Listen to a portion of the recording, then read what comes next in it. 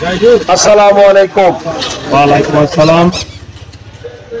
আমার প্রিয় সিরাজদি খানের এবং শ্রীনগরের প্রত্যেকটি ঘরে ঘরে প্রত্যেকটি জনসচেতনতামূলক একটি আহ্বান।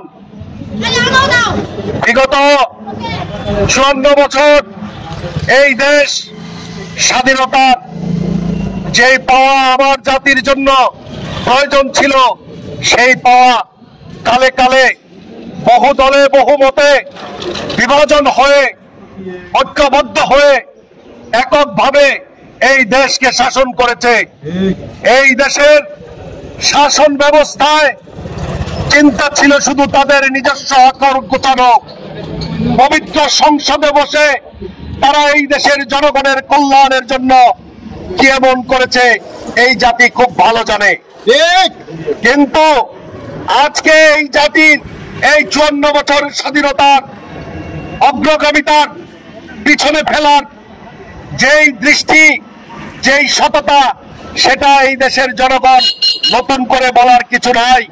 আমরা শ্মশান দেখেছি, আমরা জুলুম দেখেছি, আমরা রুটি হালুয়ার ভাগাভাগি দেখেছি। আমরা এই দেশের জনগণের ভাগ্য পরিবর্তনের কোন সিদ্ধান্ত গ্রহণ করতে দেখি নাই।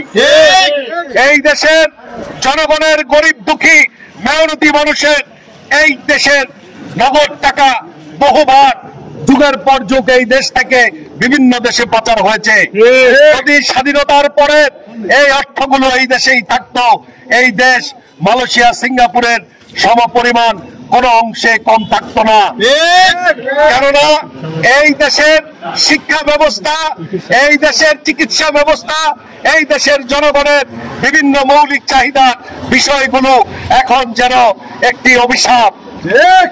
এই অভিশাপ থেকে মুক্ত হওয়ার জন্য চাই সুশাসন প্রতিষ্ঠা এবং পবিত্র নেতার হাতে এই দেশের চালিকা শক্তিকে প্রয়োজনের তাগিদে গ্রহণ করা। যদি জাকের পার্টির মহামান্য চেয়ারম্যান মোস্তফা মীর ফয়সাল এই দেশের সংসদের সেই তার নীতি এবং ধৈর্যের সেই ইসলামের পরিচালিত সেই মদিনার সনদের আলোকে যদি এই দেশ পরিচালিত হতো, এই দেশের ঘরে ঘরে শান্তি শৃঙ্খলা ঐক্য সমৃদ্ধি এবং অর্থনৈতিক মুক্তি, মানবিক মুক্তি, যোগাযোগ ব্যবস্থা, স্বাস্থ্য ব্যবস্থা, চিকিৎসা, মানব জীবনের অন্ন বস্ত্র বাসস্থান, চিকিৎসা, শিক্ষা, সমস্ত মৌলিক চাহিদাগুলো ইনসাফ ভিত্তিক সেই উন্নত রাষ্ট্রের সমন্বয়ে আমরাও সেই মৌলিক অধিকারের একজন নাগরিক হিসাবে প্রতিষ্ঠিত হতে পারতাম।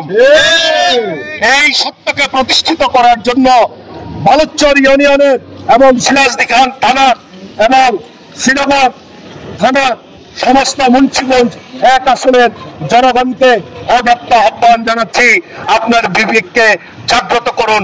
আপনার জাগ্রত বিবেকে এই দেশকে পরিচালনার জন্য একজন পবিত্র নেতাকে প্রতিষ্ঠিত করুন। আল্লাহ চাহে তো মদিনাওয়ালার প্রেমে এই দেশ সুশৃঙ্খল জাতিকে একটি সারা বিশ্বে মডেল স্বরূপ এই দেশ প্রতিষ্ঠিত হবে। আশা ব্যক্ত রেখে আজকের এই গণসমাবেশের সমাপ্তি টানছি। আসসালামু আলাইকুম ওয়া রাহমাতুল্লাহি ওয়া বারাকাতুহু।